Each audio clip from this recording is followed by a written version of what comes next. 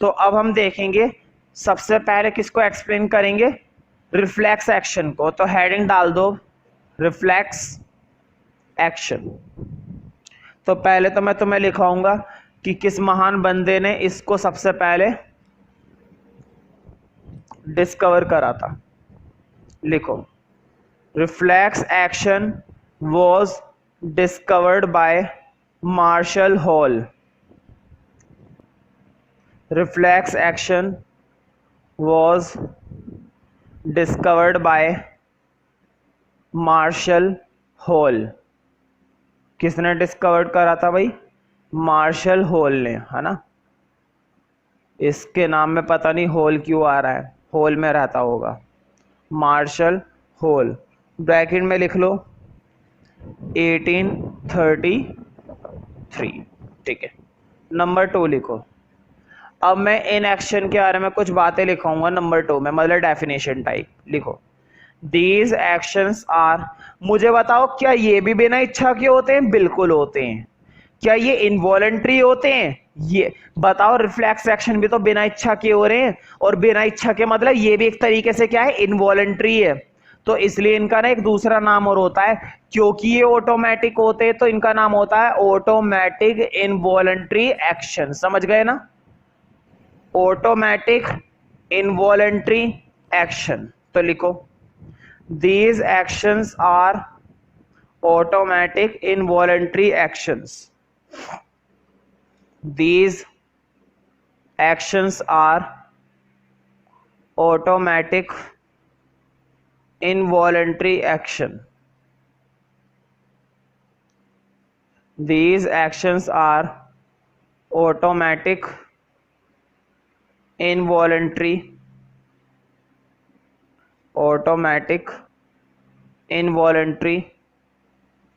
actions.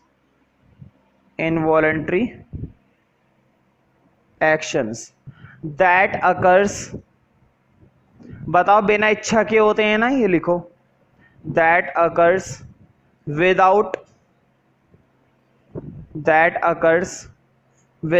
will of an animal. That occurs without will of an animal, जो बिना इच्छा के होते हैं। That occurs without will of an animal.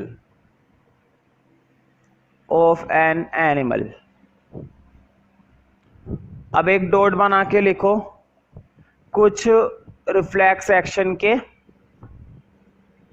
Examples. लिखो, इसी के अंदर काफी सारे हैं ना।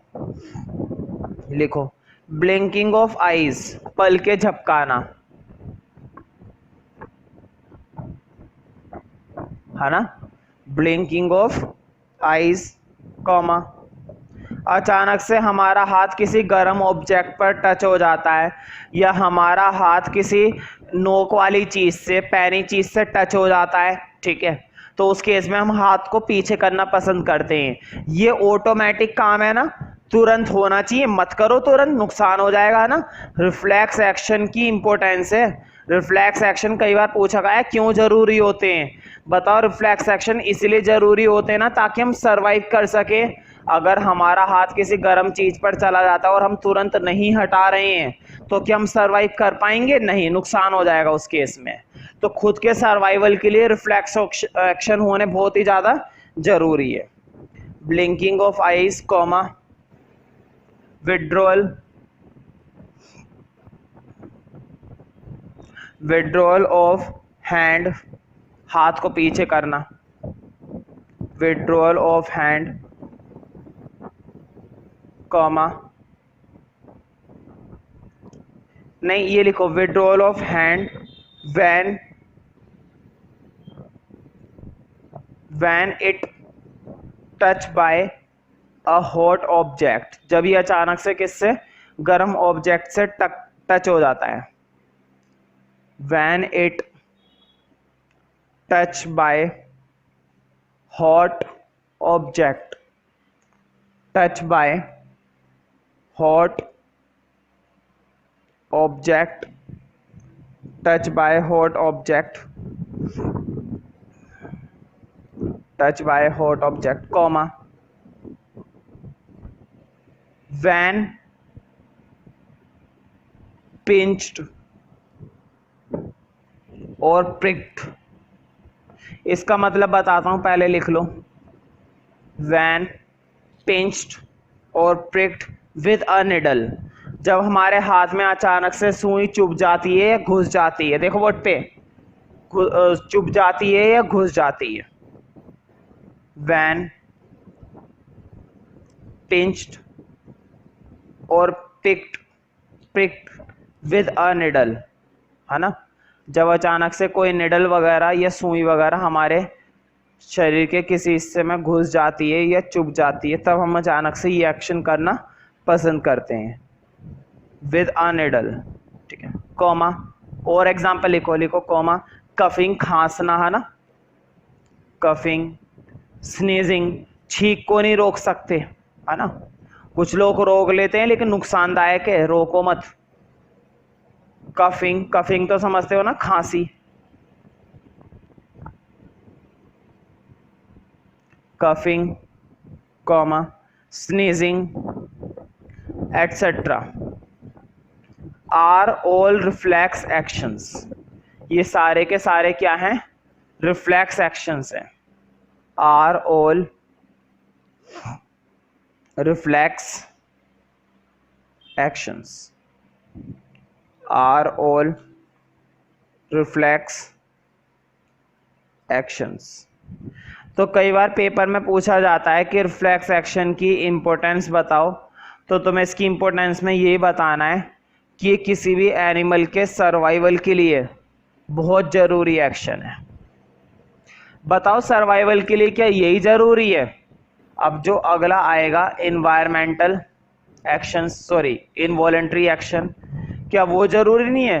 हार्ट का लगातार काम करना बहुत ज़रूरी है, ऑक्सीजन का लगातार सप्लाई होना बहुत ज़रूरी है, ब्लड का फ्लो होना बहुत ज़रूरी है ना, तो वो काम भी होने बहुत ही ज़्यादा ज़रूरी है। हमारा जो खाना होता है ईसोफेगस के थ्रू जाता है, और वो तभी जाता है ईसोफेगस जब हिलता है, अंदर मूव करता है, तो उसकी मूवमेंट भी ज़रूरी है।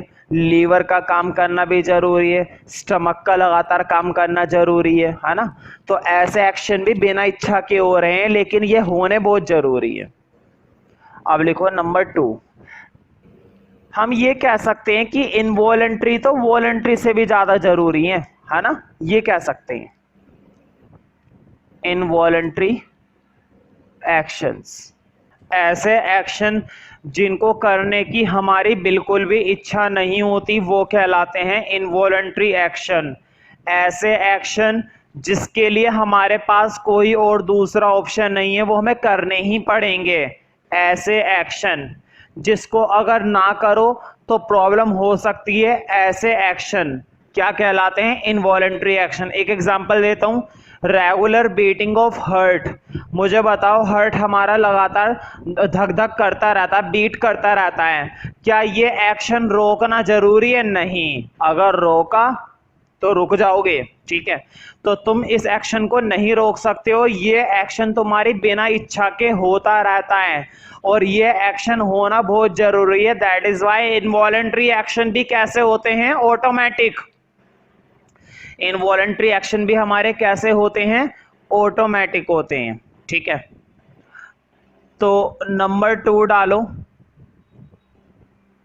Involuntary action. मैंने तुम्हें ये पहले बता दिया था, हमारी बॉडी के अंदर होने वाले इनवॉलेंट्री एक्शन हमारे ब्रेन का कौन सा हिस्सा कंट्रोल करता है? Hind brain. तुम्हें यह बात याद होनी चाहिए। मैंने तुम्हें बताया हमारा ब्रेन 3 पार्ट में डिवाइड होता है, और तीनों पार्ट के अपने अपने काम होते हैं। तो तीनों पार्ट में से जो हिंड ब्रेन वाला पार्ट है, हिंड ब्रेन कौन से एक्शन को संभालता है? इनवॉलेंट्री एक्शन को। तो लिखो, involuntary muscular actions are, involuntary muscular actions are performed by actions are performed by animal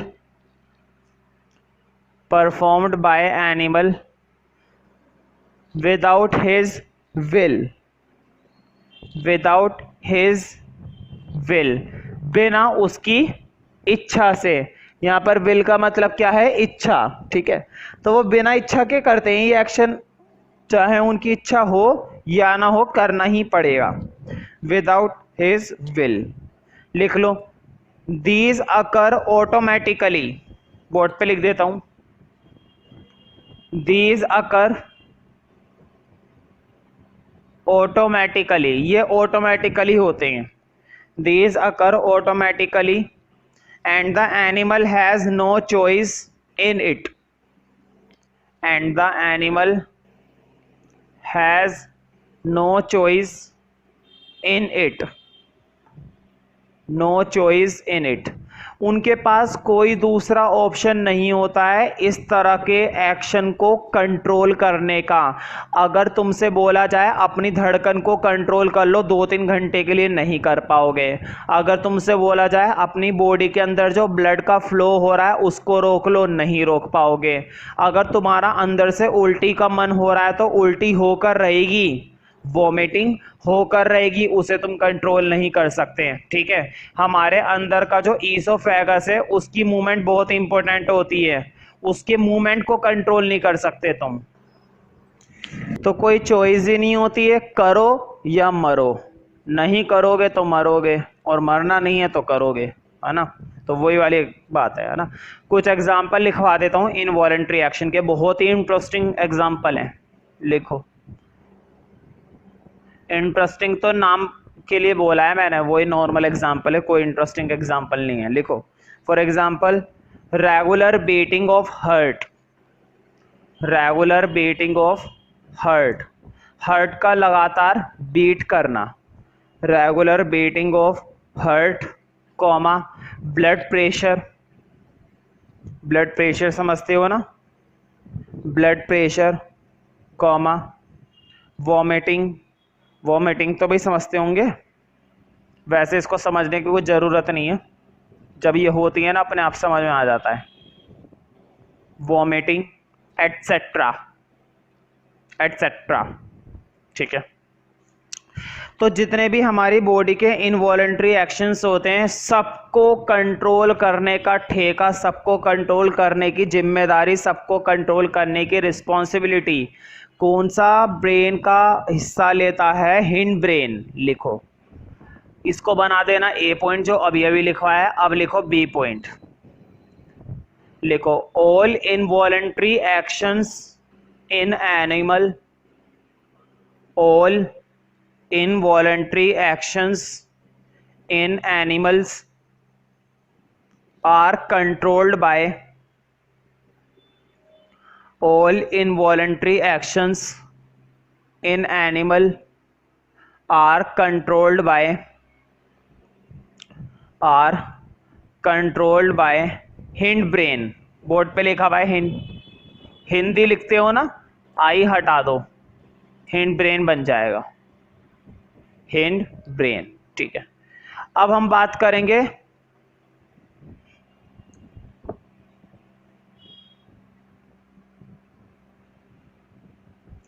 अगले एक्शन की। ठीक है, तो नंबर 3 डालो।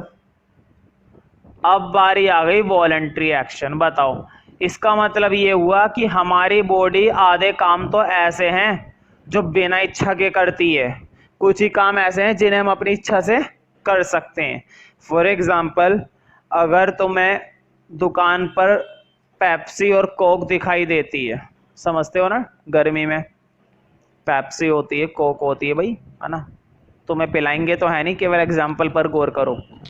तो तुम्हारे ऊपर ऑप्शन है ना कि तुम क्या पीना चाहते हो, पेप्सी पीना चाहते हो, कोक पीना चाहते हो, या कुछ भी नहीं पीना चाहते हो, वो तुम्हारे ऊपर है। ऐसा एक्शन क्या कहलाता है? वॉलंटरी, जिसमें हमारी पूरी क्या होती है? इच्छा होती है। करो या रहने दो, कोई बात नहीं है, ऐसा तो है नहीं कि नहीं करोगे तो भाई मर आ जाओगे बिना कोक के, बिना पेप्सी के, है ना। तो ऐसे एक्शंस होते हैं वॉलंटरी एक्शंस। तो लिखो voluntary muscular actions are performed by voluntary muscular actions are performed by the animal. Voluntary muscular actions are performed by the animal with its will, जिसमें उसकी क्या होती है, इच्छा, with its will, है ना। यहाँ पर will का मतलब इच्छा है। Performed by the animal with its will, मतलब हर वो एक्शन जिसे हम अपने अनुसार करते हैं, अपनी इच्छा से करते हैं, निष्पक्ष रूप से करते हैं या नहीं करते हैं, that actions are known as voluntary muscular actions. ठीक है, अब लिखो कुछ एग्जाम्पल नोट के अंदर, लिखो नोट के अंदर कुछ एग्जाम्पल। मुझे बताओ रास्ते में अगर तुम्हें कोई सांप दिखाई देता है तो तुम्हारे पास 3 ऑप्शन है, या तो गांधी जी के अनुसार तुम उस सांप का सामना करो, गांधी जी यही तो कहते हैं कि मुश्किलों से भागो मत, उसका सामना करो, तो लड़ पड़ो सांप से, मर जाओ, है ना। गांधी जी को मानोगे तो मर आ जाओ, क्या दिक्कत है, गांधी जी तो खुद ही मर आ गए। ठीक है, तो पहला ऑप्शन तो ये है कि सांप का सामना करो। ठीक है, दूसरा ऑप्शन ये, आज के समय के हिसाब से डरपोक बनकर घर भाग जाओ, कोई दिक्कत नहीं है, दूसरा ऑप्शन। तीसरा ऑप्शन ये है कि तुम अपने साथ किसी बड़े को लेकर आओ हेल्प के लिए, ताकि वो तुम्हारे साथ सांप को भगाने में क्या करेगा, मदद। ठीक है, तो बहुत सारे ऑप्शन होते हैं। ठीक है, और भी बहुत सारे कई सारे ऑप्शन है कि दूसरे रास्ते से चले जाओ, है ना। तो कई सारे ऑप्शन है, जो भी तुम ऑप्शन चूज करोगे अपनी इच्छा से करोगे ना, तो यही सारे क्या कहलाते हैं, वॉलंटरी एक्शन। यही सारे क्या कहलाते हैं, वॉलंटरी एक्शन। लिखो ऑन सीइंग अ स्नेक, मतलब रास्ते में तुम्हें क्या दिखाई दे रहा है, सांप। बोर्ड पे लिखा है on seeing a snake in the way, on seeing a snake in the way you can run away, you can run away, मतलब या तो तुम दूर भाग सकते हो, you can run away, और call for help, या फिर किसी को बुला सकते हो मदद के लिए, और call for help, call for help, और ट्राई टू किल इट, या फिर तुम कोशिश कर सकते हो उसको मारने की, भाई, है ना, और try to kill it, try to kill it मतलब उसे मारने की कोशिश करो। कोशिश कामयाब होती है, क्या दिक्कत है, हो जाएगी तो अच्छी बात है, नहीं होएगी तो सांप तुम्हें तो मार ही देगा। ठीक है, लेकिन एक चीज का ध्यान रखना, जो वॉलंटरी एक्शन होते हैं हिंड ब्रेन ही कंट्रोल करता है ये भी, लेकिन ध्यान रखो हिंड ब्रेन का एक हिस्सा होता है जहां पर इसको कंट्रोल किया जाता है। ठीक है, हिंड ब्रेन का कौन सा वाला हिस्सा कंट्रोल करता है, सेरिबेलम। मैंने पहले भी ये बात बताई थी, हमारे हिंड ब्रेन का सिर्फ और सिर्फ कौन सा हिस्सा, हिंड ब्रेन के भी हिस्से होते हैं, अभी जब मैं पढ़ाऊंगा ना ब्रेन तब तुम्हें सारा समझ में आ जाएगा। बस ये ध्यान रखो हिंड ब्रेन का एक पार्ट होता है सेरिबेलम, और सेरिबेलम ही कौन से एक्शंस को कंट्रोल करता है, वॉलंटरी एक्शंस को। अब लिखो नोट के अंदर अगली बात, नंबर 2, उसे नंबर 1 बना देना जो भी लिखवाया था। लिखो all voluntary actions are controlled by, all voluntary actions are controlled by cerebellum part of hind brain, all voluntary actions are controlled by cerebellum part of hind brain, controlled by cerebellum part of hind brain, मतलब hind brain control करता है involuntary action को भी, और hind brain ही control करता है voluntary action को भी। लेकिन हिंड ब्रेन का कौन सा वाला पार्ट करता है कंट्रोल वॉलंटरी एक्शन को? सेरिबेलम। अभी समझ में आ जाएगा ये क्या चीज है सेरिबेलम, जब मैं तुम्हें ब्रेन के बारे में पढ़ाऊंगा, ठीक है। तो देखो, अब हमारे कंट्रोल एंड कोऑर्डिनेशन का मेन टॉपिक है ह्यूमन नर्वस सिस्टम, जिसके अंदर सबसे ज्यादा महत्व किसको दिया गया है? देखो, न्यूरॉन्स तो हैं ही, न्यूरॉन्स के बिना तो काम ही नहीं चलता है। शुरुआत कहाँ से हो रही है? लेकिन ब्रेन से, है ना। सारे न्यूरॉन्स की बढ़ोतरी, सारे न्यूरॉन से निकलने की पॉसिबिलिटी कहाँ से हो रही है? ब्रेन से हो रही है, ठीक है। तो ब्रेन सबसे इंपॉर्टेंट पार्ट है ह्यूमन नर्वस सिस्टम का। तो चैप्टर का नेक्स्ट हेडिंग डालो, ह्यूमन नर्वस सिस्टम, है ना, ह्यूमन नर्वस सिस्टम। तो देखो, वैसे तो जो ह्यूमन नर्वस सिस्टम होता है, मतलब एनिमल के अंदर का जो नर्वस सिस्टम होता है, उसको दो पार्ट में डिवाइड किया गया है।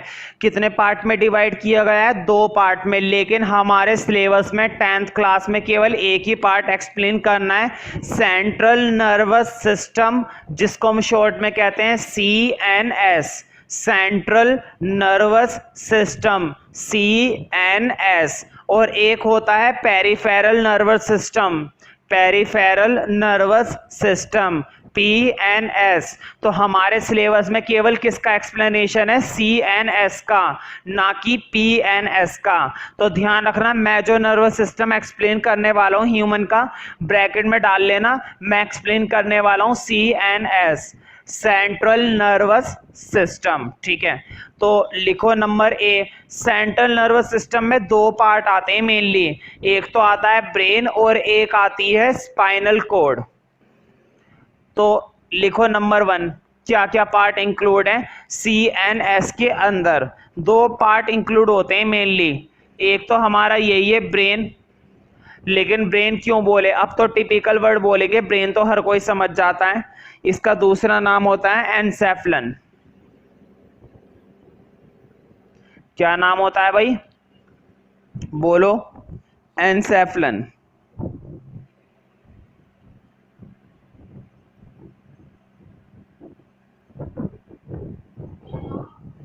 एनसेफलन, ठीक है। और नंबर 2 लिखो, ह्यूमन नर्वस सिस्टम में एक पार्ट और इंक्लूड हुआ होता है स्पाइनल कॉर्ड। कौन सा पार्ट इंक्लूड हुआ होता है? Spinal cord. इसका भी एक नाम होता है, इसका नाम होता है माइलन। माइलन बोलो या माइलोन बोलो, ठीक है।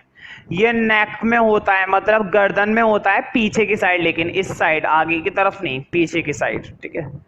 तो एक एक करके एक्सप्लेन करते हैं पूरा नर्वस सिस्टम। मतलब कि मैं सबसे पहले क्या एक्सप्लेन करूंगा भाई? ब्रेन। दिमाग की बात है ये, हर किसी को समझ में नहीं आती, ठीक है।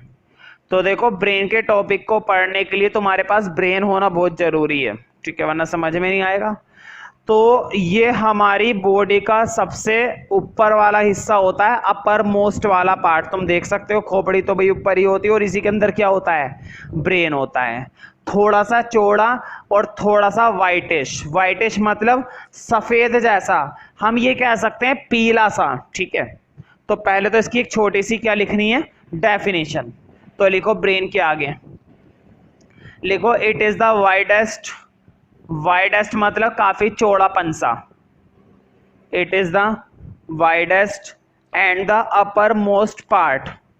बोर्ड पे लिखा हुआ है अपर मोस्ट। अपर मोस्ट का मतलब होता है सबसे ऊपर वाला हिस्सा। It is the widest and the upper most part of the central nervous system. It is the widest and the uppermost part of the central nervous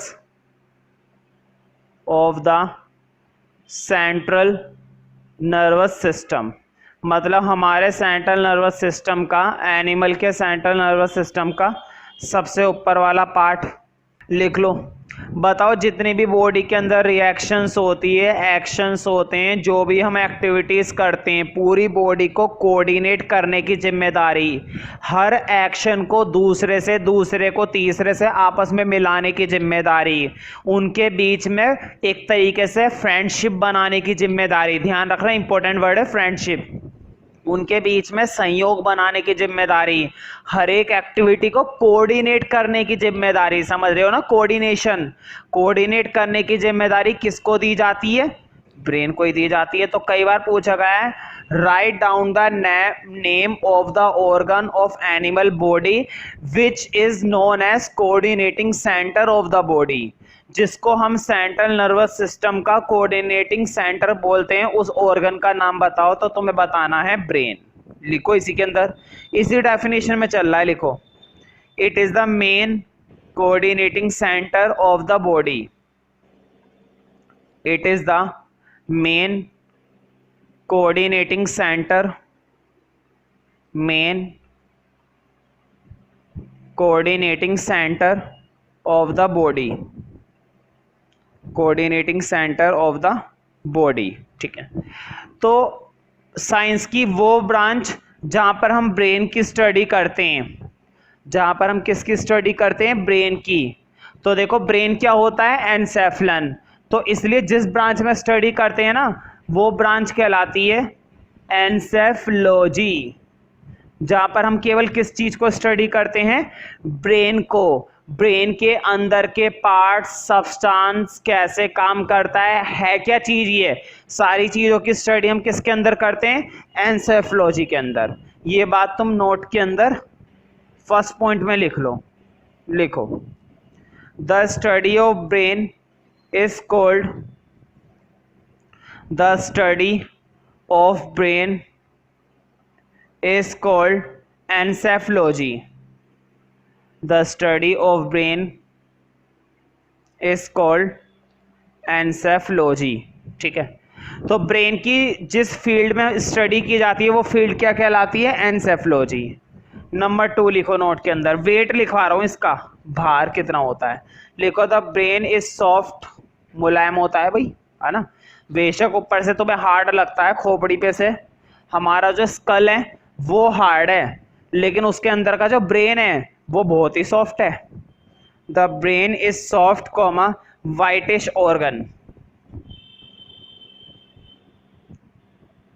whitish इसलिए तुम बोलोगे भैया वाइटी क्यों नहीं लिखवा रहे हो, वाइटिश क्यों बोल रहे हो? सफेद जैसा होता है, सफेद नहीं होता। वाइटिश का मतलब होता है सफेद जैसा, सफेद नहीं मतलब थोड़ा थोड़ा पीलापन, थोड़ा थोड़ा सा लालपन भी होता है, ऐसी बात नहीं है। तुम अपनी बुक के अंदर खोल के देख सकते हो कि किस तरह का ब्रेन का डायग्राम बनाया गया है। The brain is soft comma whitish organ, लिख लो 1.2, बोर्ड पे लिखा हुआ है 1.2 to 1.4 kg, मतलब लगभग 1.25 किलो से 1.5 किलो के आसपास का तुम्हारा क्या होता है? ब्रेन।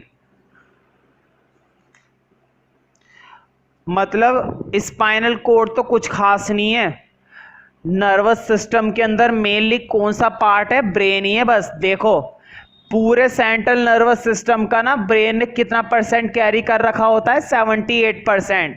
मतलब सेंट्रल नर्वस सिस्टम के अंदर इंपॉर्टेंट पार्ट कौन सा है? ब्रेन है। स्पाइनल कोड इतना इंपॉर्टेंट मतलब जरूरी है वो भी, वैसे समझो वेटेज के अकॉर्डिंग। पूरे सेंट्रल नर्वस सिस्टम में इसने कितना स्पेस कैरी कर रखा है? 78% ब्रेन ने, और जबकि स्पाइनल कोड ने कितना कम कैरी कर रखा है? 22% के आसपास। तो उस हिसाब से कह रहा हूं, ठीक है, वरना जरूरत तो स्पाइनल कोड की भी पूरी पूरी पड़ती है। तो लिख लो 1.2 to 1.4 kg weight, and it forms, board पे लिखा हुआ है forms, and it forms about 78%, and it forms about 78% of the central nervous system, 78% of the central nervous system, 78% of the central nervous system। और यहीं से brain से ही शुरुआत होती है नर्व सेल्स की, ब्रेन से ही शुरुआत होती है न्यूरॉन्स की, ठीक है। और मैंने पहले बता दिया था 100 बिलियन गुच्छे होते हैं, ब्रेन से निकलने वाले न्यूरॉन्स एक या दो नहीं निकलते, 100 बिलियन के आसपास निकलते हैं, कम से कम 100 बिलियन। ये बात लिखो नंबर 3 के अंदर, नोट में ही चल रहा है, लिखो नंबर 3 में लिखो, it has about 100 billion neurons, it has about 100 billion neurons, 100 billion neurons।